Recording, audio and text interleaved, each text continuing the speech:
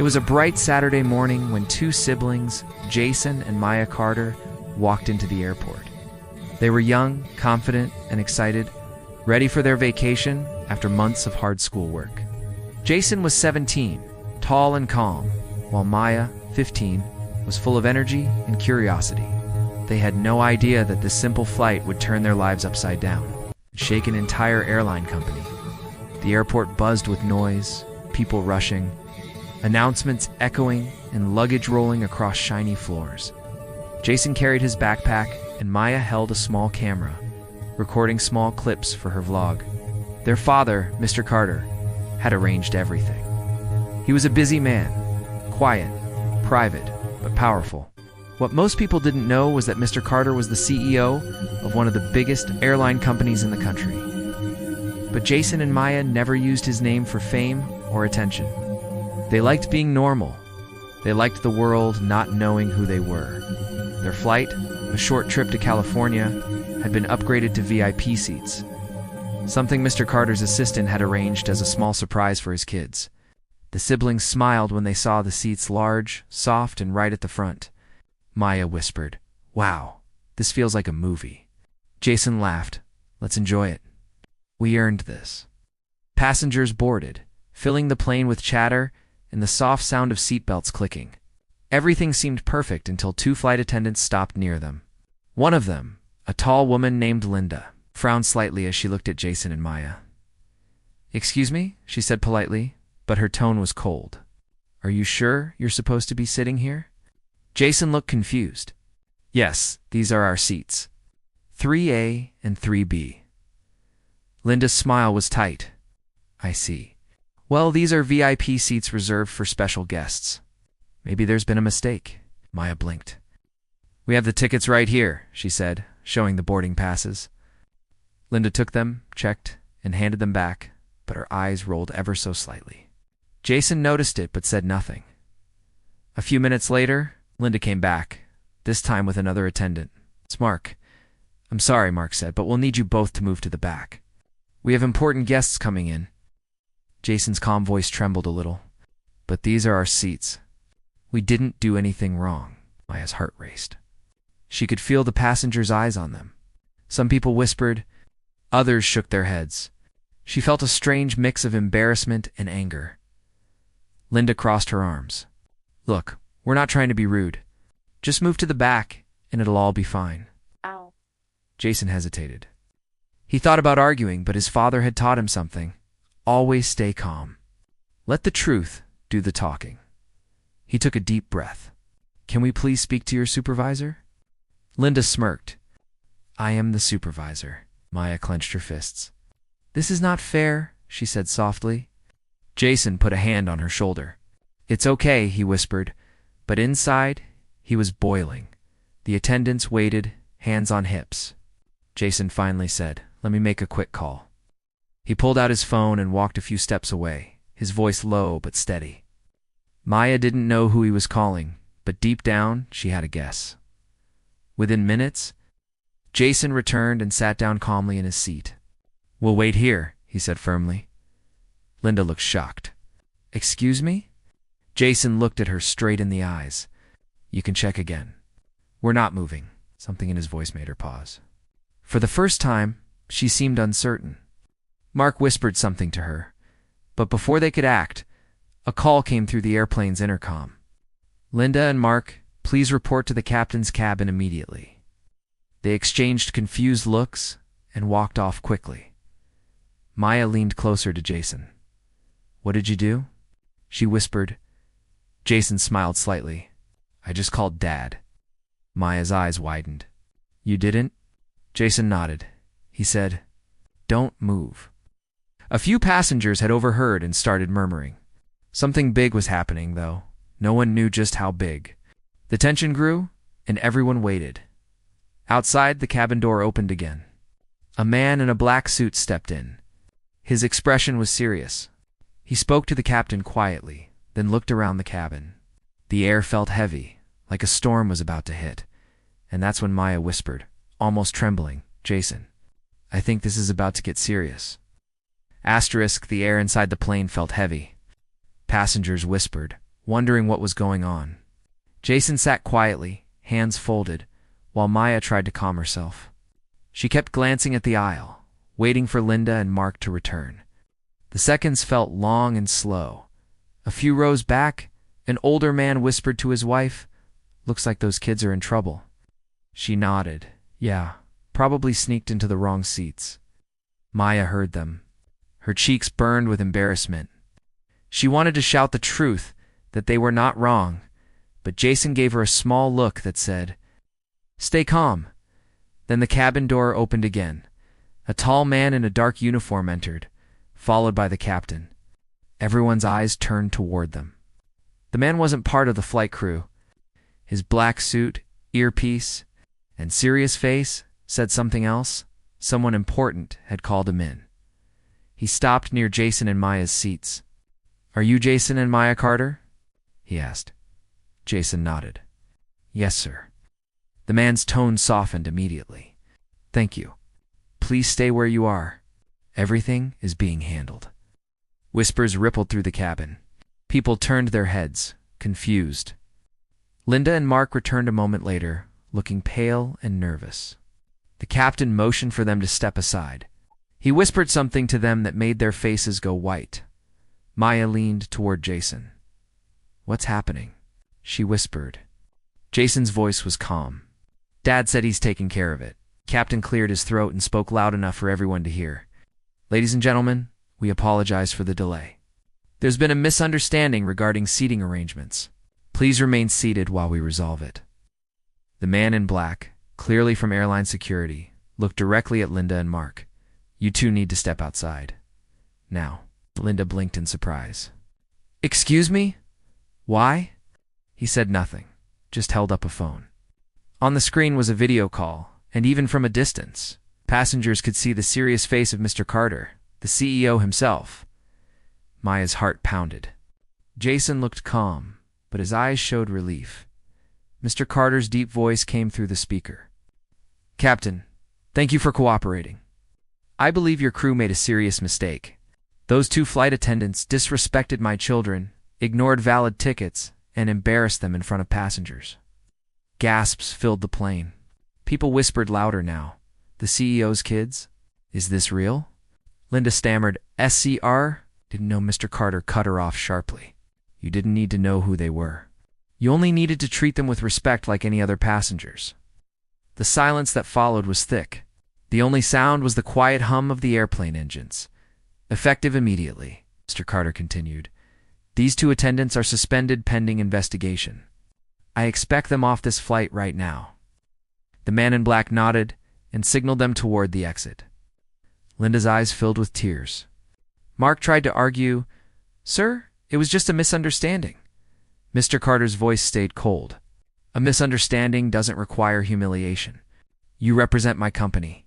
You forgot that kindness is part of your uniform." The entire cabin watched in stunned silence as Linda and Mark slowly walked off the plane. Some passengers clapped quietly, others just stared. Maya didn't know how to feel. Proud, shocked, maybe both.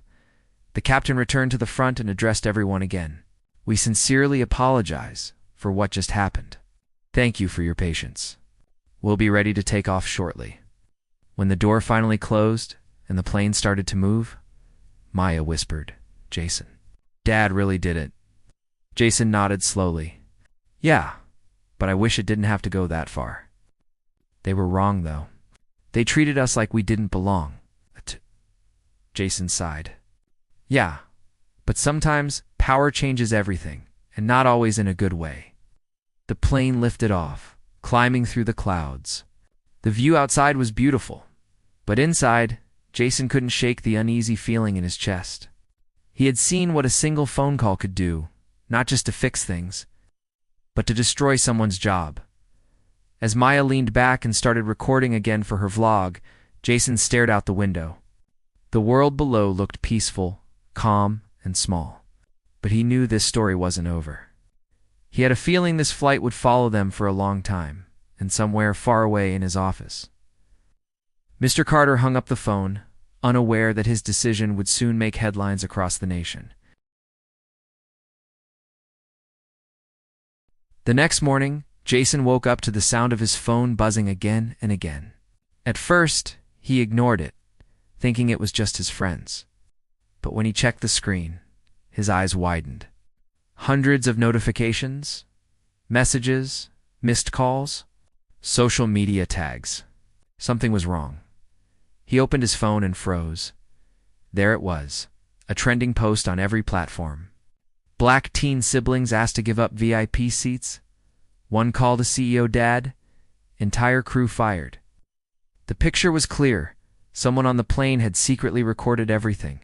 The video showed Jason calmly talking, Linda arguing, and finally, the moment the attendants were escorted out, it had already been shared thousands of times. Maya ran into the room, her face pale. "Jason, did you see it?" "We're all over the internet." Jason's heart sank. Oh no. This isn't good. Downstairs, the TV was already playing the story.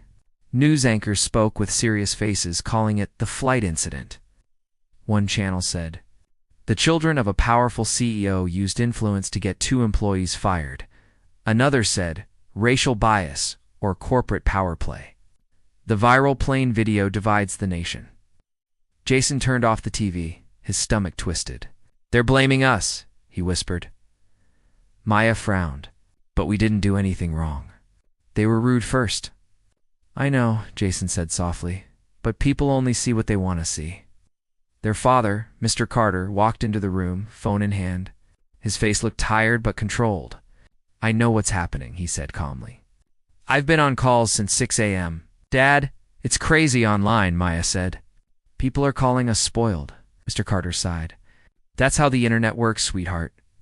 It turns truth into a show." He sat down with them at the table. "I didn't want this to happen. I only wanted fairness. But it seems fairness has a price." Jason looked up. "What happens now?" Mr. Carter paused. "The company board is calling an emergency meeting. Reporters are waiting outside my office. Everyone has a story to tell, and most of them are not true." Maya's voice shook. "Are those attendants okay?" Her father nodded slowly. "They're under review. But it's complicated now. Half the people think they were racist. The other half think I overreacted." Jason rubbed his temples. "So no one wins." Mr. Carter gave a small, sad smile. "That's the truth of power, son. Sometimes it fixes a problem and creates a bigger one." By afternoon, reporters had gathered outside their house. Cameras flashed. Neighbors peeked through windows. Maya's vlog channel, the one with just a few hundred followers, suddenly exploded with comments. Some were kind, others cruel. "Rich kids abusing power," one comment said. "Good for them." "Teach rude staff a lesson," said another. Maya sat silently on the couch, reading them all. Tears filled her eyes. "I didn't want this. I just wanted a nice trip." Jason sat beside her. "Hey, it's not your fault." "None of this is." But inside, Jason couldn't stop thinking if he hadn't called their dad, maybe things would be different. Later that evening, the family gathered again. Mr. Carter's phone buzzed. "That's the company lawyer," he said. He answered the call and listened quietly. His expression darkened. "Understood," he said finally, and ended the call. "What is it?" Jason asked. Mr. Carter took a deep breath. "The airline's reputation is falling fast. Stock prices are down. We're being accused of bias and abuse of power. The board wants me to issue a public statement or step down temporarily." The room fell silent. Maya gasped. "Step down?" "But Dad, you didn't do anything wrong." Mr. Carter looked at her gently. "Sometimes doing what's right doesn't mean people will see it that way." Jason felt a cold weight in his chest. He looked at his father, the strong man who had always been in control, saw something he'd never seen before. Doubt. Outside, cameras still flashed. Inside, the family sat in quiet shock. Surrounded by screens showing their faces everywhere, the world had taken their private moment and turned it into a public storm as night fell. Jason looked out the window and whispered, "This started on one plane ride, and now it's flying everywhere." Asterisk, the next few days were like living inside a thunderstorm. Every time Jason or Maya opened their phones, there was another wave of news, comments, and angry posts. The story had spread everywhere: talk shows, newspapers, podcasts, even memes. Everyone had an opinion, and almost nobody knew the full truth. At school, things got worse. When Jason walked through the hallway, conversations stopped. People whispered. Some gave him fake smiles. Others glared as if he had done something terrible. A group of students laughed loudly, saying, "Hey, VIP boy, got any seats for us?" Jason ignored them, but his hands tightened around his backpack straps.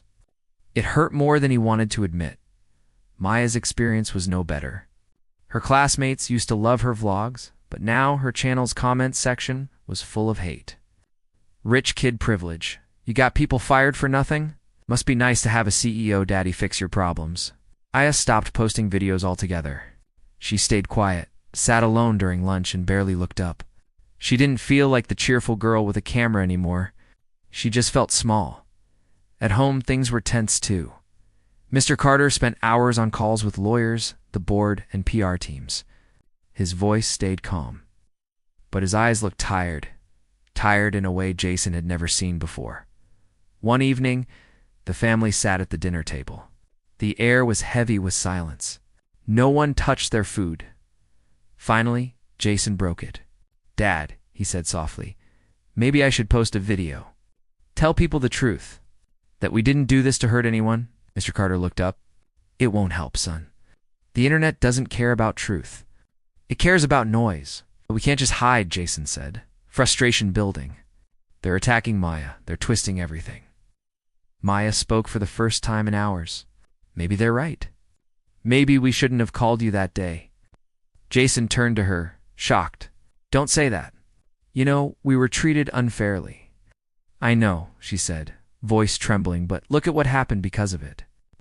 Mr. Carter sighed deeply. "What happened isn't your fault. You reacted like any kid would. The adults failed, not you." The doorbell rang suddenly. Jason opened it to find a woman holding a microphone and a cameraman behind her. "Jason Carter, can we have a quick interview? People want to hear your side of the story." Jason froze. Mr. Carter quickly stepped in, his voice firm. "No comments. Please leave our property." The woman smiled thinly. "You can't hide forever. The public deserves answers." Door closed, but her words lingered. That night, Jason couldn't sleep. He stared at the ceiling, remembering the faces on the plane, the passengers, the attendants, the security man. It all played back like a movie he couldn't turn off. He opened his phone and scrolled through the comments again. Among all the hate, one message caught his eye. It said, "I was on that flight. Those kids were polite. They didn't raise their voices. The attendants were rude first." Jason read it 3 times. It wasn't much, but it felt like a small light in a dark tunnel. The next morning, showed it to Maya. Her eyes brightened a little. "Someone remembers." "Yeah," Jason said softly. "Someone saw the truth." But the world outside didn't stop spinning. News reporters still camped near their house. Online debates grew louder.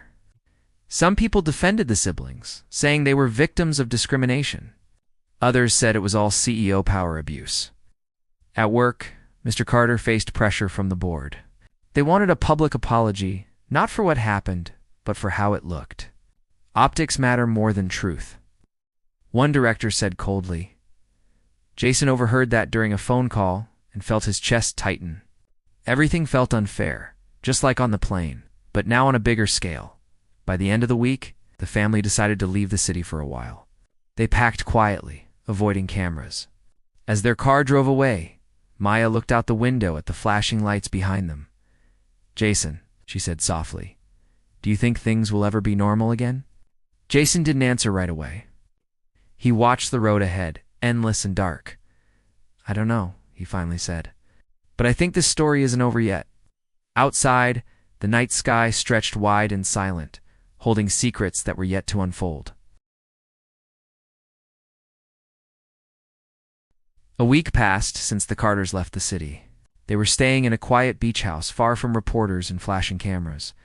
The sound of waves was peaceful, but inside the house, tension still hung in the air. Jason tried to relax. But every time he scrolled through the news, their faces still appeared on the screen. "There's no escape," he muttered. Maya sat beside him, sketching on a notepad. She wasn't drawing for fun anymore. She was trying to calm her thoughts. Mr. Carter had taken a leave from work. The company board insisted he stay away until the investigation was over. But even far from the city, he couldn't stop thinking about it. Each night, he sat on the balcony with his phone, waiting for updates. Then one morning, something unexpected happened. Jason was pouring cereal when his phone pinged with a notification. The headline made his eyes go wide. "New evidence reveals flight crew lied in CEO scandal." He clicked it instantly. The article said that one of the flight's backup cameras installed near the front cabin had captured the entire incident. The footage showed the attendants confronting Jason and Maya first. Speaking rudely and refusing to check the tickets properly, Jason shouted, "Dad, Maya, you need to see this." They rushed over. The video clearly showed Linda's annoyed expression, her dismissive tone, and Mark laughing behind her. It proved that the siblings were innocent and polite the whole time. Maya's eyes filled with tears. "They said we were arrogant, but we weren't." Mr. Carter clenched his fists, his face both relieved and angry.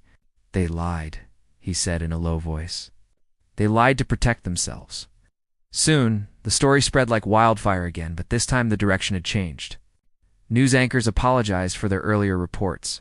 Hashtags like #Justice for the Carters and #TruthTakesFlight began trending. People started realizing how fast they had judged two teenagers without knowing the facts. For the first time in weeks, Jason smiled. Finally, he whispered, "People know the truth." But his father didn't smile. He looked serious, almost distant. "It's not over yet," he said. He was right. That same evening, Mr. Carter received a call from the airline board. The director spoke carefully, his tone full of guilt. "Mr. Carter, we owe you an apology. The investigation is complete. The attendants have confessed they acted unfairly and tried to cover it up." Mr. Carter's voice stayed calm. "And now, their employment is officially terminated," the director said. "And the board wants you to return as CEO. The public trusts you again." For a moment, Mr. Carter said nothing. Then he replied, "I'll return, but not for revenge. For change." The next day, Jason and Maya sat by the beach watching the sunset. Maya threw a small shell into the waves and said, "It's strange. Everyone hated us, then loved us, all because of one video." Jason nodded. "That's how the world works now. Truth is slow, but lies travel fast." They both sat in silence, listening to the sea. Then Maya looked at her brother. "Do you think Dad will forgive them?" Jason thought for a moment. "Maybe not forgive, but I think he'll try to understand." Later that week, the family returned home. Outside the gate, a few reporters waited, but this time their tone was polite, almost respectful. "Mr. Carter, any words for the public?" one asked. Mr. Carter paused, then spoke clearly. "I don't want revenge. I want this to remind everyone, respect is not a luxury seat. It's something every person deserves, no matter who they are." The clip went viral again, but now for a good reason. People across the country praised his words. Schools discussed the incident as a lesson about prejudice, patience, and the danger of judging too soon. That night, as the house grew quiet, Maya posted a short video on her vlog. She smiled softly at the camera and said, "This story wasn't about power, it was about respect, and we hope everyone learns from it." Her video ended with a simple line that touched millions: "Kindness should never need a ticket." As Jason watched the likes and comments flood in, he looked at Maya and said with a grin, "Looks like our story finally took the right flight." Maya laughed softly. "Yeah," she said, "and this time we're flying free." Months had passed since the storm died down. The world had moved on to new news, new stories, but for the Carter family, the experience had changed everything. They were no longer just a powerful family. They were people who had learned what power could do and how easily it could be misunderstood. Jason and Maya slowly returned to normal life. School became calmer. Maya began posting small, happy videos again, sunsets, beaches, and tiny moments of peace. Jason focused on his studies, quieter than before, but wiser too. Mr. Carter was back as CEO. Something inside him had shifted. He no longer saw his job as just business. Every time he looked at the airline's logo, he remembered the two attendants, the flight, and his children's faces that day. He wanted to rebuild the company with heart, not fear. One morning, Mr. Carter called Jason and Maya to his office. "I need to show you something," he said. They sat beside him as he opened his laptop. On the screen was a press release titled, "Carter Air launches the Respect Initiative." Jason leaned forward. "What's that?" Mr. Carter smiled softly. "It's a new program. Every flight attendant, every pilot, every employee, they'll be trained again, not just for safety, but for kindness. Respect will be our company's first rule." Maya's eyes brightened. "That's amazing, Dad." It's more, he continued. "We're naming it after both of you, the Jason and Maya program." They froze, surprised. Jason laughed nervously. "Us? Why?" Mr. Carter looked at them with pride. "Because you reminded me what fairness really means. Not the kind that comes from money or titles, but the kind that comes from courage." Maya smiled, tears filling her eyes. "Thanks, Dad." For a while, things felt right again. The family healed, the company regained respect, and the world finally saw them differently. But one afternoon, another letter arrived, this time handwritten, not emailed. Jason picked it up. The return address made him pause. "It's from Linda," he said quietly. They gathered around as he opened it. Inside was a simple letter, written neatly on white paper. "Dear Carter family, I know I was wrong.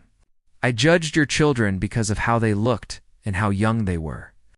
I didn't lose my job because of you. I lost it because of me. I've spent months thinking about that day. I learned something I should have known all along. Respect isn't about power, it's about humanity. I just wanted to say I'm sorry. Sincerely, Linda." Maya's eyes softened. She said sorry. Mr. Carter nodded slowly. People can change. Sometimes pain teaches us better than pride ever could. Jason folded the letter carefully. She was mean to us, but maybe she needed this lesson too. A few days later, Mr. Carter did something unexpected. He called the HR department. "I want to give someone a second chance," he said. When Maya overheard, she ran to him. "Dad, you mean?" "Yes," he replied with a small smile. "Everyone deserves one more flight." Weeks later, Linda rejoined the company, not as a flight attendant, but as a trainer in the new Respect Initiative. She spoke to new employees about humility, kindness, and the story that changed her forever. Meanwhile, Jason and Maya were invited to a live interview on national television. The host asked, "If you could tell the world one thing after everything you went through, what would it be?" Jason thought for a moment, then said, "Respect people before you know their story, not after." Maya added with a smile, "And remember, power doesn't make you bigger. Kindness does." The audience clapped, and for the first time since that flight, the siblings felt light-free from the weight of judgment and misunderstanding. That night, as the family flew home, they sat together in silence. Looking out the window at the glowing clouds below, Maya whispered, "You know, it's funny. Everything started on a plane." Jason smiled. "Yeah, and it's ending on one too."